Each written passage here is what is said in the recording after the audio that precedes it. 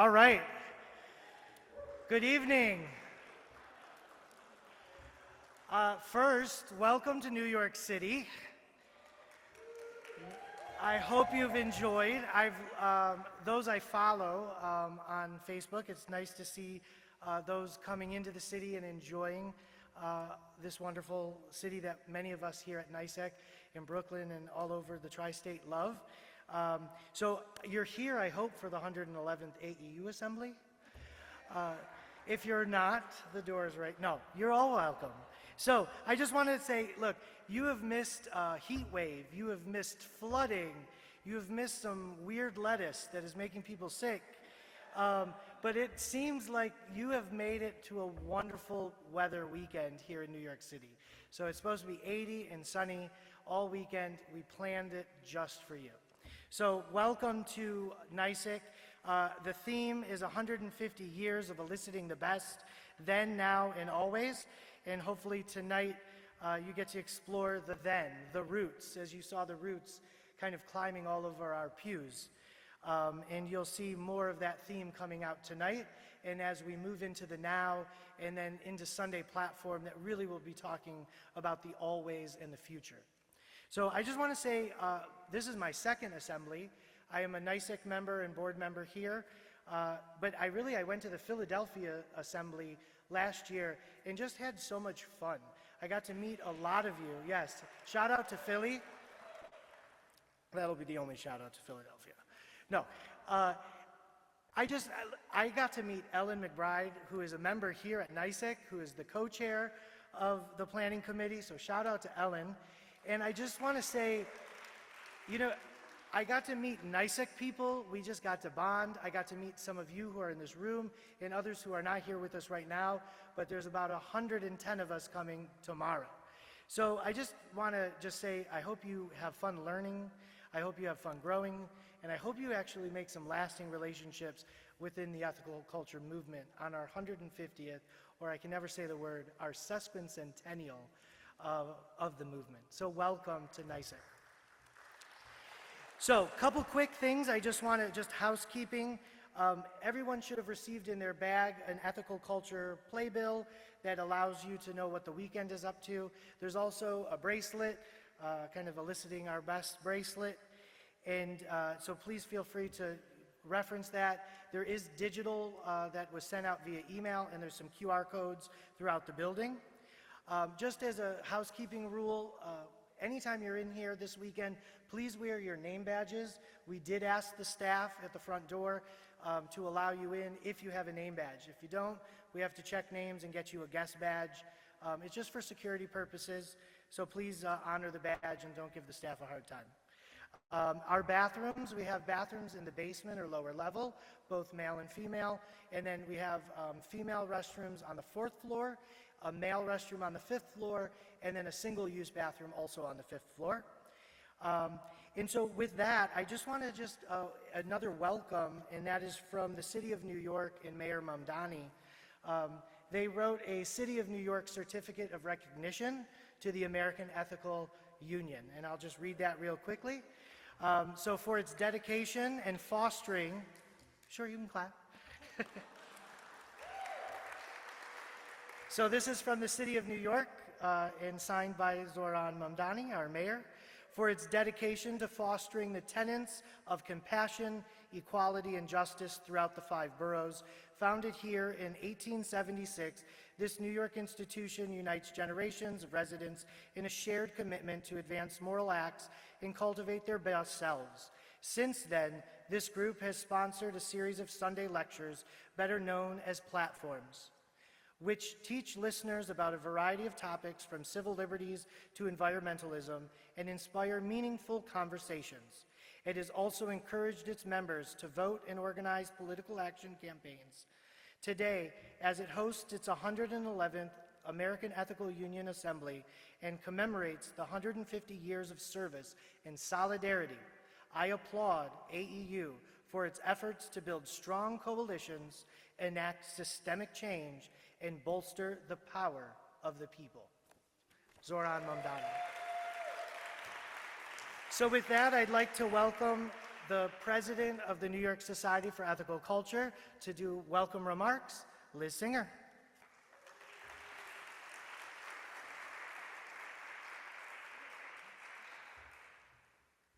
So, thank you, Steve.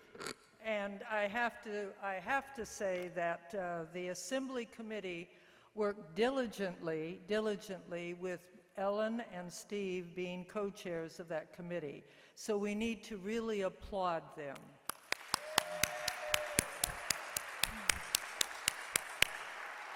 And as president of the New York Society, I welcome you to the house that Adler built. I applaud the 150 years we've been here. I also welcome you to the AEU 111th Assembly.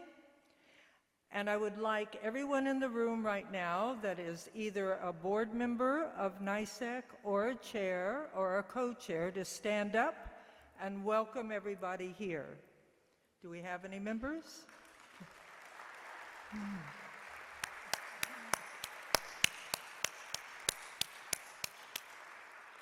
So, without further ado, have a great weekend, and Stan, where's Stan? Right there, and I are in a race to see how many little tags we can get.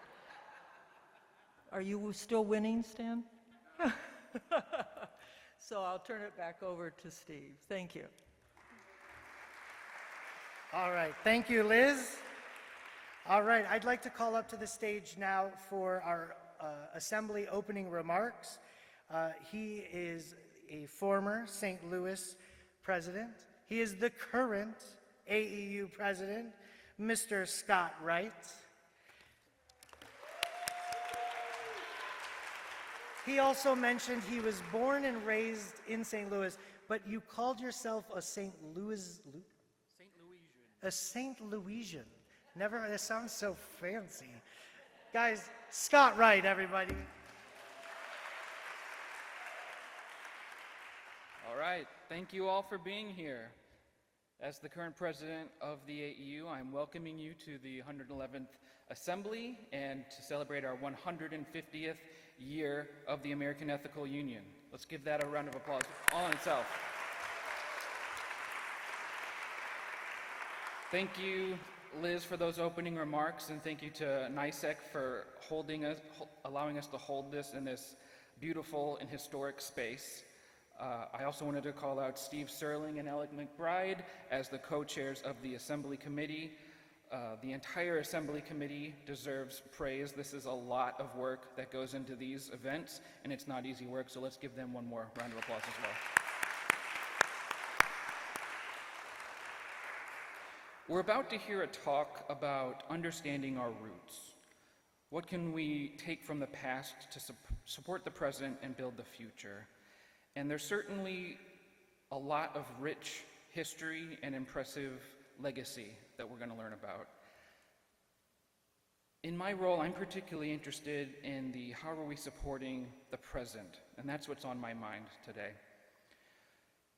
There's a lot of pride to feel about our legacy. There's a lot of nostalgia that we'll be feeling about what we hear, and I'm looking forward to how we can convert those feelings into action and progress. I ask you to reflect on why are you here today? Why are you here right now? I believe we each have certain inalienable powers that are available to us. We have our voices. We have unique perspectives. We have our relationships and our networks of relationships. How are you wielding your powers to meet the present moment of our movement?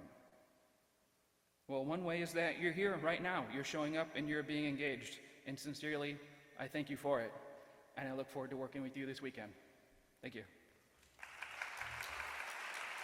Throwing it back to Steve. All right, thank you, Scott. So now I would like to call up to the stage, and she can start coming up, and I will read her bio. A few things. So we had a St. Louisian, close? It's close. Someone from St. Louis. Now we have someone from Texas. So I would like to call up to the stage Carolyn Parker. Dr. Parker is a native Texan who lives now in San Marcos, Texas, but it seems like she also lives at the YMCA next door. She's a former English major, but has a PhD in anthropology and taught Swahili and African studies at the University of Texas at Austin. Dr. Parker she put this, so I'm going to read it, a childless cat lady. But I bet she loves her cat Biscuit, her wonderful cat Biscuit. But she is a member of the Austin Society for Ethical Society of Austin and a member and board member of the New York Society for Ethical Culture. She does a ton of work with the archives as a chair and the senior research fellow of the Ethical Culture Institute at the New York Society. If you see some of the pictures that you saw today throughout the assembly, some of the documents that you'll see at different people's programs, she has really, literally, have gone through the archives that are in boxes, really chronicling ethical culture. I mean, things that some platforms that we've been reading just recently about our building, in our landmark status, in the fight between getting landmarked or not being landmarked. I mean, all of these things have been lost and just in boxes, and she is kind of uncovering all these wonderful treasures of the 150 years. So, Dr. Carolyn Parker.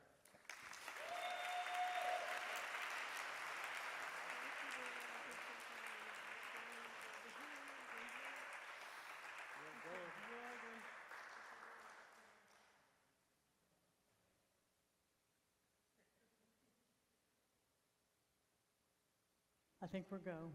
Thank you, hon. Okay, we're gonna try this. Okay.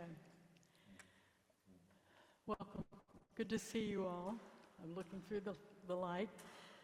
As we gather together now, it's high summer, and it's wonderful to see the full growth of trees and enjoy the cooling shade that they provide. We're now in a season when crops are growing, fruits are ripening, and the showy gardens of the earth compensate us for the dreary darkness and cold of the winter months.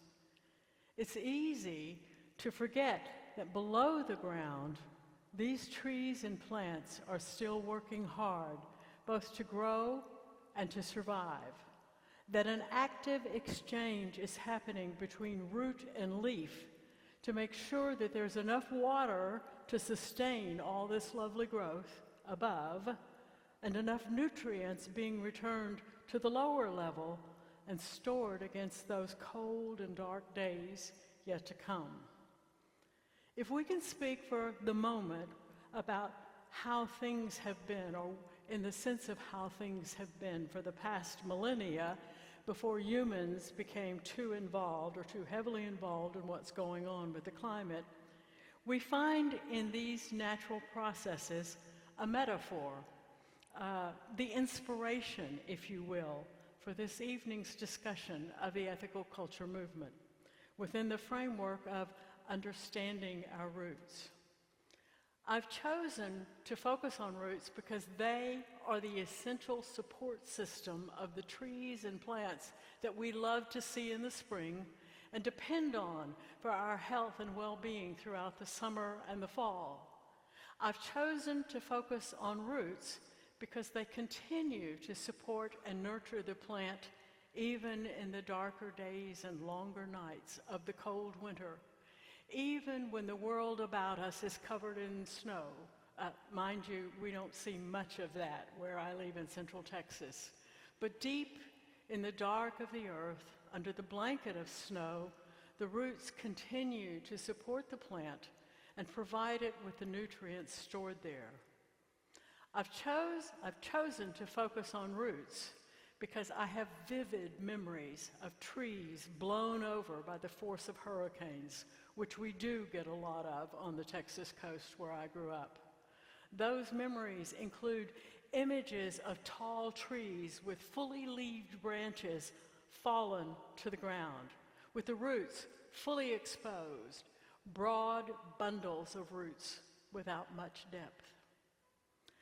Plants and trees, to survive high winds and sometimes high water and certainly high heat, have to have a well-developed and well-nurtured root system that goes deep enough into the earth and spreads broadly enough to support the weight of the plant when natural stresses would topple it, and feeds it when water and temperature are too much or too little for normal functioning. Two questions then arise from this metaphor to challenge us in the ethical culture movement. Are conditions optimal at this time for the flourishing and growth of the ethical culture movement? And if not, what are the challenges? And then the other question, what, if any, roots does ethical culture have to help us flourish and grow in this current environment? Let's look for just a moment at those current conditions. One factor that we always seem to bemoan is our low membership. Once upon a time, we had managed as a movement to reach close to 5,000 people in the United States. That, of course, is not in itself an impressively large number, but today we're well below that, and we don't seem to be growing, or if we are, we don't seem to be growing very quickly. Another condition which concerns us is that our members are aging. Similarly, we are faced with the fact that right now we have only a handful of leaders employed in our societies. And another current condition that concerns us is the decline of children's programs in some of our societies. Well, it's true, these are current conditions, these internal conditions are problematic. But I suggest that they may also be viewed as opportunities to consider a fresh approach to the issues that concern us. For as example, it's possible to look at our membership from another perspective and realize that yes, we are small, but we still have a dedicated core which has brought us through 150 years and is working diligently to move us toward the next 150 years. As for aging, as one of those members looking forward to a birthday soon, I might point out that it is really better than the alternative, but it's also worth pointing out that our senior members are often repositories of knowledge and experience, which we could happily tap. Even though we have but a handful of leaders employed right now in our societies, we are fortunate, immensely fortunate, to have a cadre of retired leaders who can and do often step up to support the work of the ethical culture movement as a whole. And we honor one of those leaders tomorrow night with the Felix Adler Award. I'm told that after he accepts that award, he's already planning to offer yet another series of courses for members of the movement in the fall. As for the children's programs, I would invite you to look at the programs that seem to be developing here in the Northeast that are intergenerational. Programs that, while they focus on youth, present an opportunity for the whole family to participate. A different perspective. But new perspective or not, there are external conditions that affect and even challenge us in a number of ways. Even though the COVID epidemic is over, COVID is still among us, both as a potential infection and in the resulting damage done to our communities with its disruptive effects. Another condition that comes to mind rather quickly is the rise of authoritarianism in the United States, accompanied by unbridled capitalism, both of which seem to be leading to an abridgment of the human rights that we as a movement support. And we have to acknowledge the role of technology in further disruption of human relationships, with dependence on cell phones and the looming presence of AI. If this list gives us an answer to the question about current conditions and the challenges we face, and admittedly it only partly does that, then it would behoove us, I believe, to continue to consider the other question. What, if any, roots does ethical culture have to help us flourish and grow in the current environment? Well, I think we can find a lot of stored nutrients in our roots that can sustain us through both internal and external high winds and high heat. And I'd like to explore few of those with you in no particular order of importance or chronology. Now, the most obvious source of these stored nutrients has to be, of course, Felix Adler. Although some of our members sometimes dismiss him as a relic of the past, a Victorian transcendentalist, whom we honor as our founder, but whose ideas we then reduce to aphorisms, such as deed before creed, that are then sometimes abused and misused and definitely overused. In fact, our founder, who was considered a radical thinker for a good third of our movement's 150 years, has provided us with a rich legacy of thought and action that can support us in the present. While we don't have much time tonight to talk about all of these things, there's one such nutritious root that is, I think, often forgotten. Adler rather famously said, "The past speaks to us in 1,000 voices, warning and comforting, animating and stirring to action." That would be the founding address. He also said a few years later, "We cannot adopt the way of living that was satisfactory 100 years ago. The world in which we live has changed, and we must change with it." That would be in the Religion of Duty, if you're looking for the footnote. So how to reconcile those two statements? Adler's call was to learn from the past, not to live in it. So I would say that this very nutritious root tells us to take from the past what will serve us as well in the present. I should also think that even if we take from the past and leave the rest there, it behooves us to know that we can always return for something more or something different should the need arise. Now, another root that I think is worth considering comes from a much more recent source, Dr. Matthew E. Spetter. Dr. Spetter's personal history provides some of the value of his contribution to our thought, and I will not minimize the trauma of that history by belaboring tonight's metaphor in its service. He was a member of the Dutch resistance during World War II, helping Jews escape to the West. In 1943, he was captured by German soldiers and taken to Auschwitz, where he was condemned to die. It was because of an error in reading the number tattooed on his arm that he avoided death and was sent instead to hard labor. His recollection of the scraping of his fingernails on the wall as he tried to endure the pain which he suffered tells enough of the story for us to recognize that it was a horrible experience.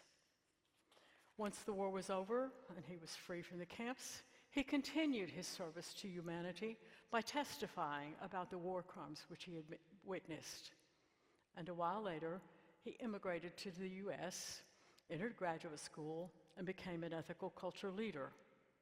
His contributions to the Brooklyn, Riverdale Yonkers, and New York societies were manifold, but the one I want to highlight as something for all of us was his message of caring and connection.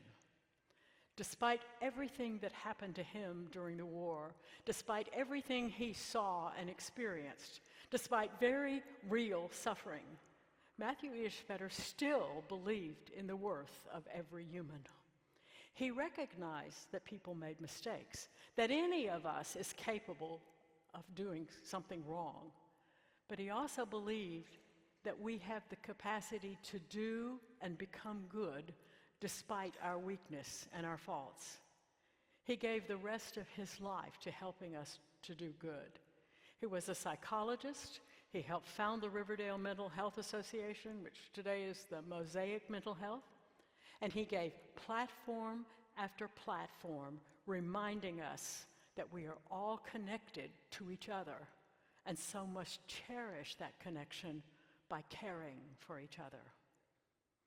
That nutritious root of connection is linked to Adler's insistence on applying ethics in all of our relationship, and to Edward Erickson's definition of ethical culture as a religion of relationships.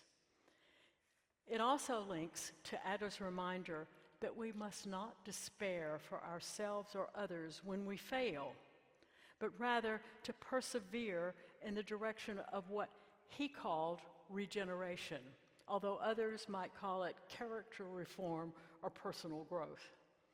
The remarkable thing about Spetter, and what makes his message so powerful, is that rather than becoming bitter and angry, rather than becoming a victim, he chose to be a healer, despite having seen and suffered so much harm. A different route comes to us from Alfred Wilhelm Martin. Born in Germany, he immigrated to Canada with his parents when he was a young child. Eventually, he came to college in the US and joined the Free Religious Association, a route I don't really have time to talk about tonight, but I'm just mentioning, because that's where he would have met Felix Adler.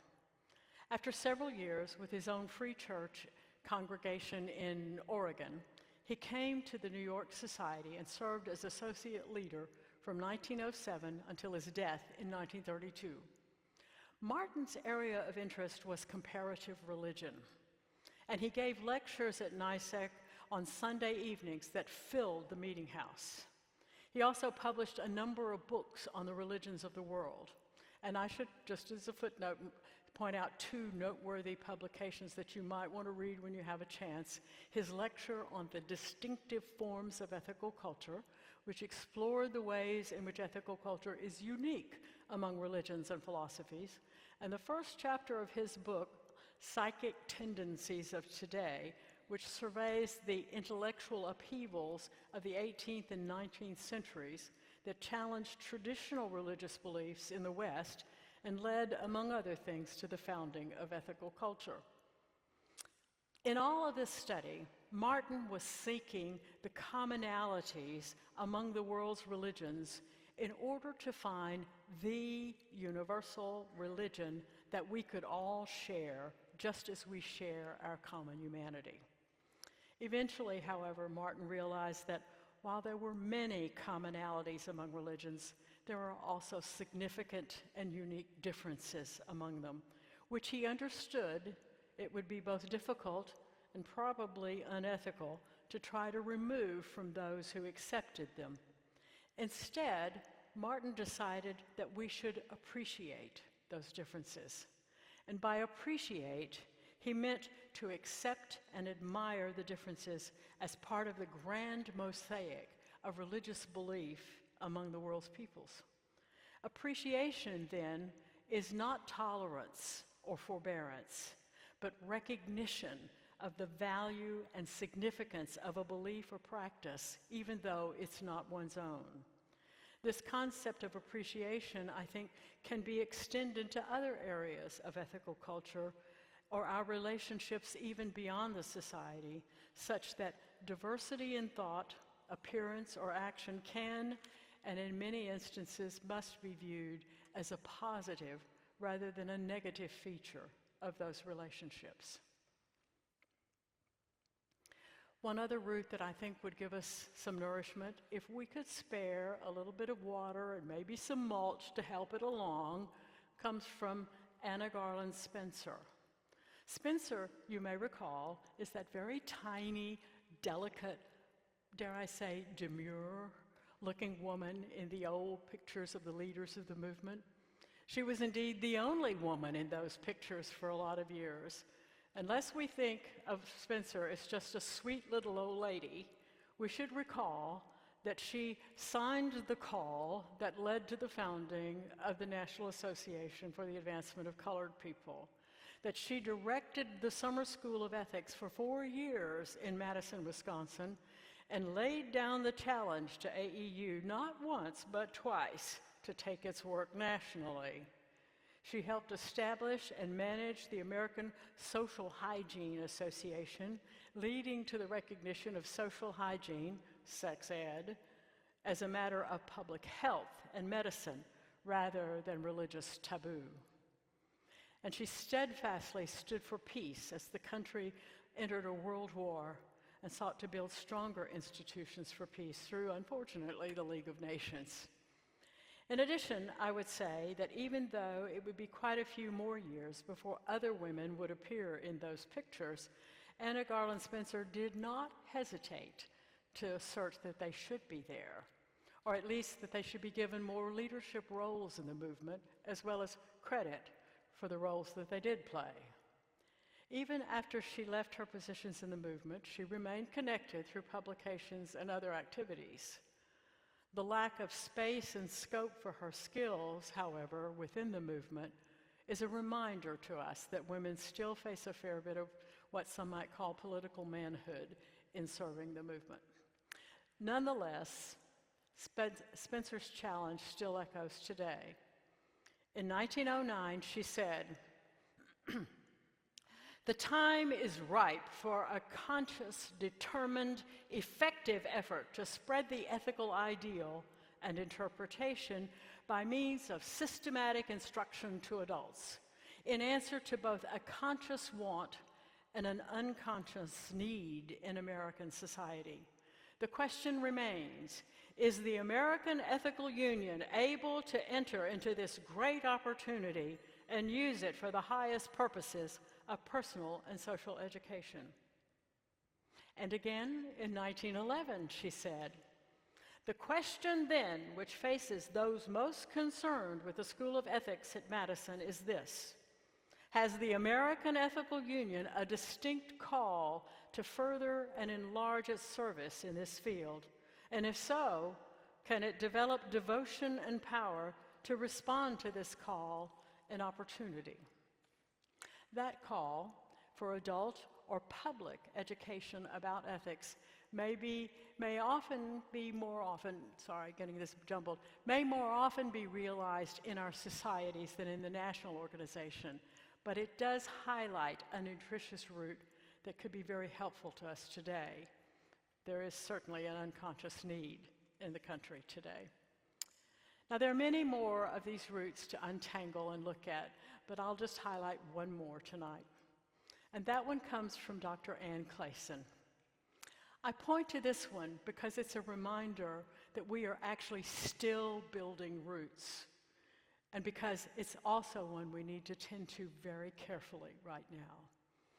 A little more than 20 years ago, when Dr. Clayson was completing her internship here at the New York Society to become certified as an ethical culture leader, she gave what was called her final speech for that occasion, talking to the society about our responsibility to build community.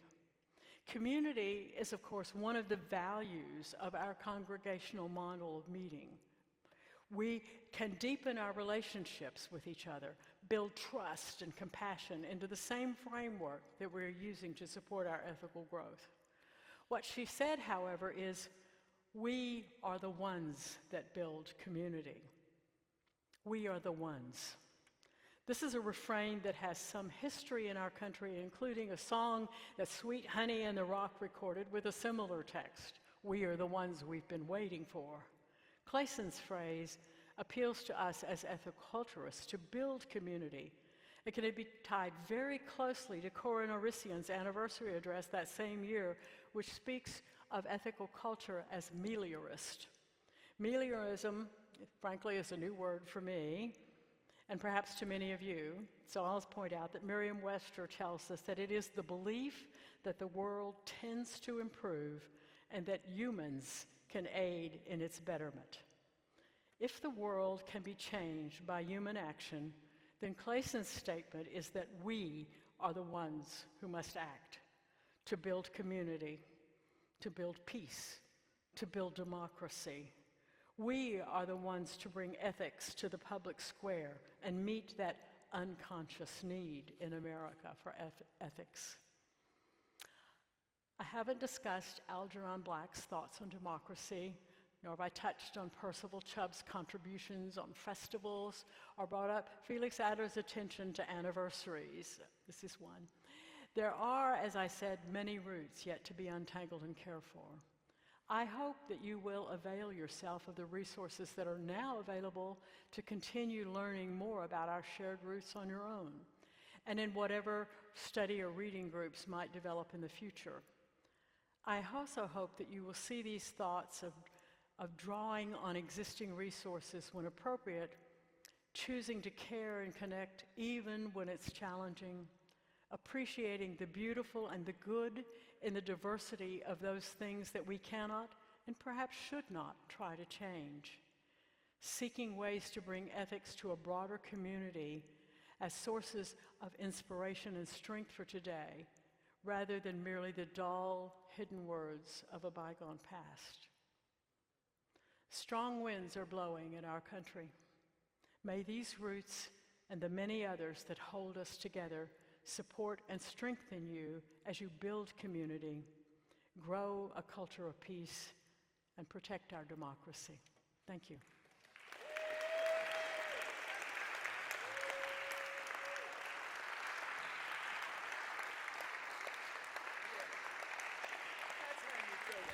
Thank you. Got it. Okay, good. Yeah. Okay. Oh, wow. Thank you. Thank you.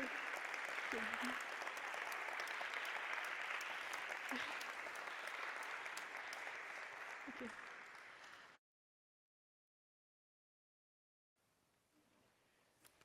All right. Yeah, that. Wow. It does make you proud to be part of this movement that has been around for 150 years. So we are going to move this podium, and there is no introduction for this next part. So I'm just going to leave you with I don't know what's going to happen. But welcome to New York.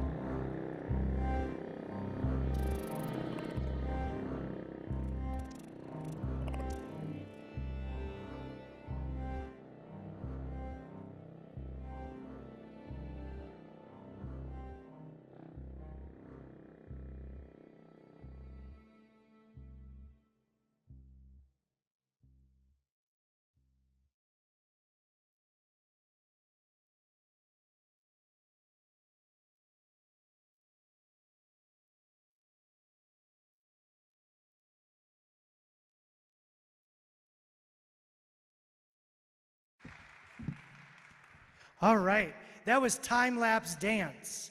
And so I would like to introduce Jody Sperling. She is a dancer, a choreographer, and the founder and artistic director of Time Lapse Dance Ensemble. She, since 2022, Sperling has been the eco-artist in residence right here at the New York Society for Ethical Culture. And with her company, she is advancing the mission of dancing towards a more embodied, sustainable, and equitable future. Sperling is the leading exponent of performance technology innovator Loie Fuller. Her Fuller-style work is prominently featured in the Fuller documentary, Obsessed with Light, the Fuller biopic, The Dancer, and in Paul Taylor Dance Company's repertoire. Sperling has expanded Fuller's genre into contemporary environmental forms and to promote climate awareness.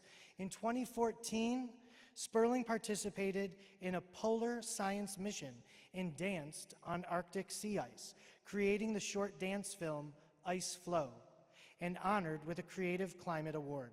Sperling's work continues to focus on embodied climate engagement, and she is currently writing a manifesto on climate arts. Please welcome to the stage time-lapse dance director Jody Sperling. Thank you, Steve, for the introduction. And thank all of you ethical people. Thank you. It's just such an honor to be here tonight. I just want that to sink in. I feel so deeply honored, blessed to be able to make work on this stage, to be tasked with being ethical, tasked with being good through the art. Felix Adler had this idea of creating community through ethical action.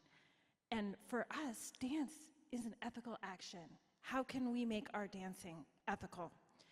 This dance, this little fragment of a piece that you just saw, is from a dance called Arbor, about trees. And trees are deeply ethical beings, and they teach us so much about how to be better people, as well as caring for us in a very literal way. So this dance, Arbor, was the first dance that I created here on this stage with this residency. And I want to share with you some of the spirit behind Arbor. So it is not ethical merely to sit in the seat and watch, and it is required to fulfill our ethical duties that we rise, all right? Yes, those that are able, all right, we can rise. And what I love to do when we do our shows here is to give you some flavor, some taste, some aspect of this process that is deeply embedded into the work. So we're going to remember, we're going to take a moment to feel our kinship with trees.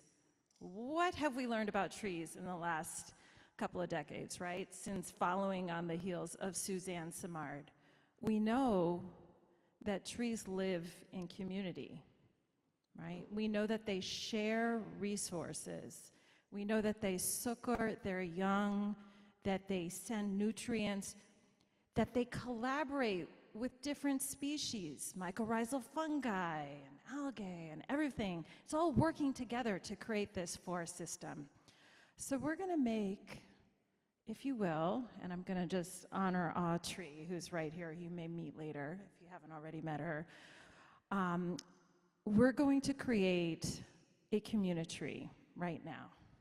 And we're going to do this, close our eyes, all right, because sometimes you can see what is invisible a little bit more clearly with your eyes closed. If you have superpowers, you can keep your eyes open.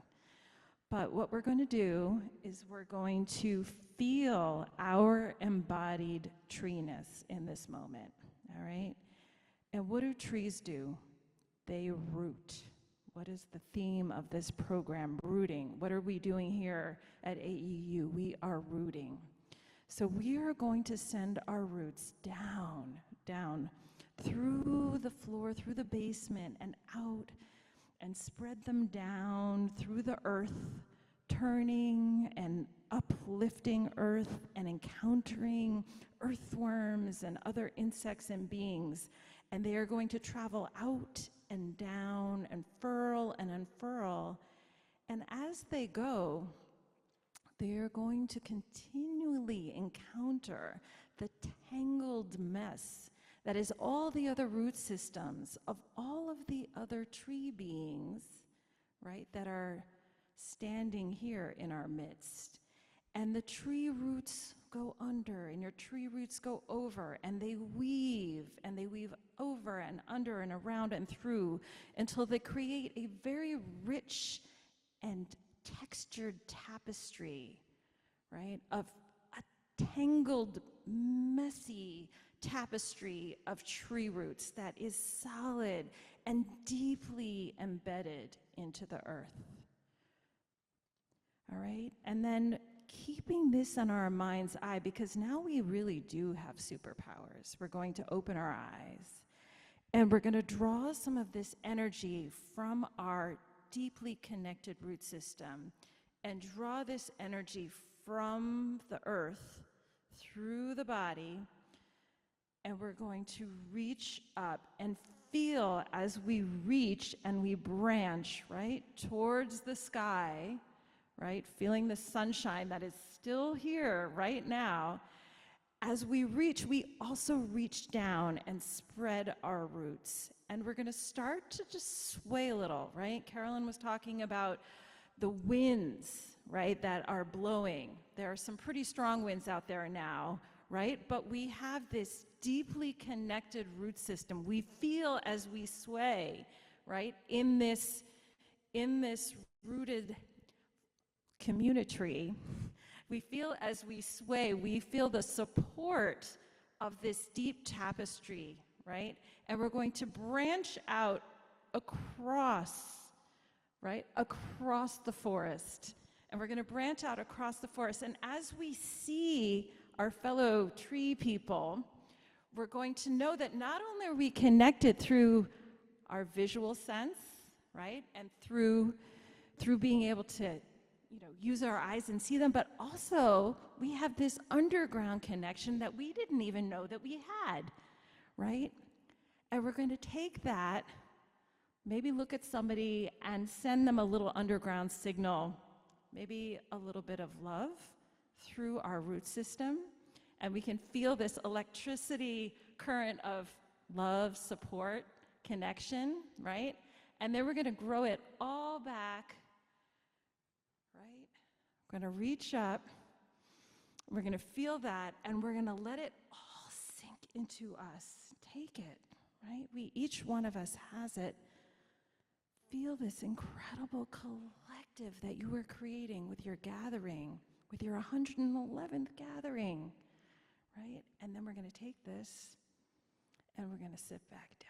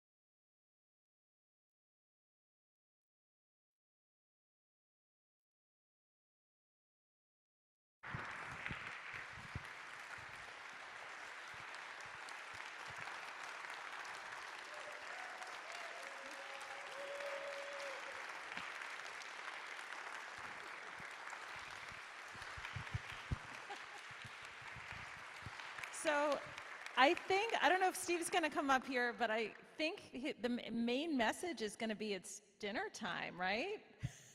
Did I get that right? My favorite part of the night.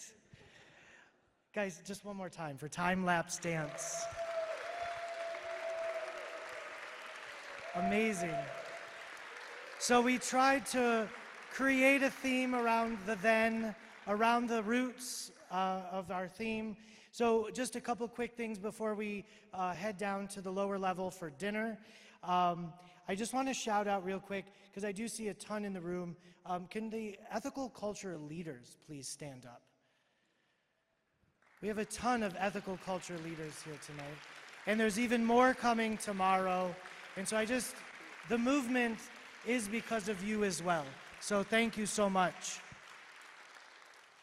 So for dinner tonight, we have a Greek meal from Yasouflaki on the Upper West Side.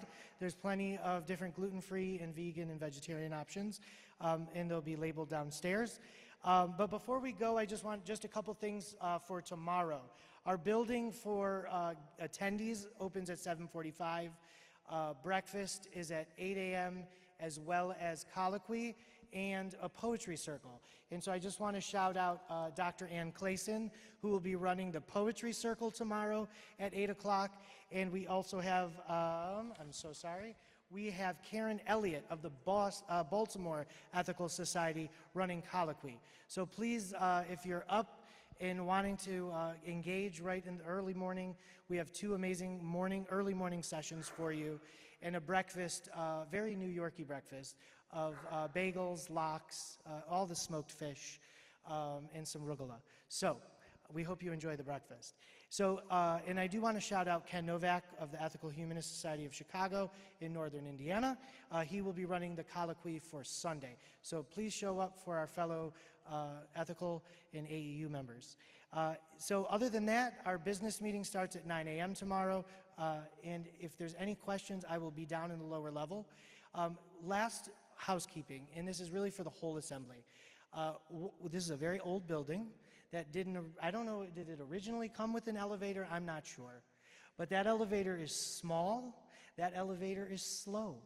So if you really don't need to take the elevator, if you're able to walk down the stairs, we do ask and appreciate if you could walk down the stairs and just leave the elevator for those who do need it.